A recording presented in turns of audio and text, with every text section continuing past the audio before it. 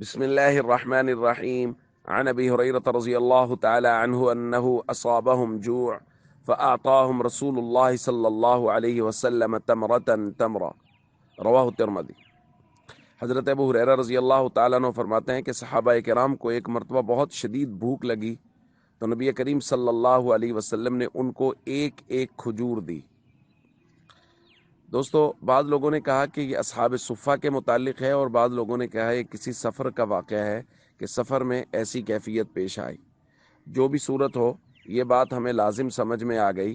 کہ صحابہ کرام بھوک کی شدت میں بھی ایک ایک کھجور پہ گزارا کر لیا کرتے، یعنی اللہ کے نبی صلی اللہ علیہ وسلم کے اس قدر وفادار تھے کہ وہ ایک ایک کھجور پہ گزارا کر لیا کرتے تھے۔ اور حضرت ابو طلحہ کی روایت ہے، فرماتے ہیں شکونا الی رسول اللہ صلی اللہ علیہ وسلم الجوع، ہم نے حضور علیہ الصلوۃ والسلام کو بھوک کی شکایت کی کہ یا رسول اللہ بہت شدید بھوک لگی، اور بھوک کی شدت سے حالت یہ تھی ورفعنا عن بطوننا عن حجر حجر، ہم نے اپنے پیٹوں سے پتھر دکھایا کہ یا رسول اللہ یہ ایک ایک پتھر ہم نے اپنے پیٹ پہ رکھا ہوا ہے، بھوک کی شدت کی وجہ سے کہ پیٹ جو ہے وہ اندر لگا رہے گا تو اس سے بھوک کی شدت کم محسوس ہوگی۔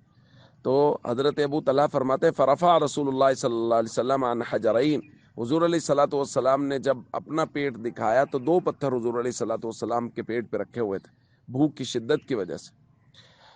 دوستو، یہ زندگی ہے نبی کریم صلی اللہ علیہ وسلم اور آپ کی مبارک جماعت کی کہ صحابہ کرام نے اس قدر تکلیفیں، مشکلیں، مشقتیں برداشت کی ہیں دین اسلام کو صحیح طریقے سے امت تک پہنچانے کے لیے۔ ایک تو ہمیں یہ درس ملتا ہے کہ حالات جیسے بھی ہوں، اچھے یا برے، اور کیفیات مالی اعتبار سے جیسی بھی ہوں، دین کا دامن نہیں چھوٹنا چاہیے، فرائض نہیں چھوٹنے چاہیے، نبی کریم صلی اللہ علیہ وسلم کا طریقہ نہیں چھوٹنا چاہیے۔ اور دوسرا ایک بہت بڑا درس یہ ہے کہ صحابہ کرام کے متعلق جو بدبخت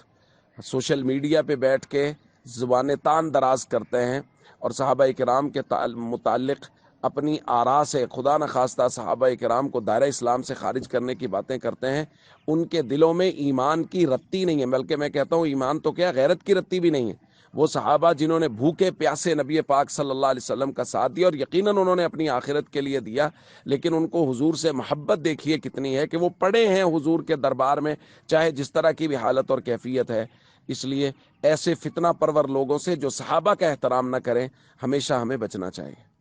السلام علیکم ورحمۃ اللہ وبرکاتہ۔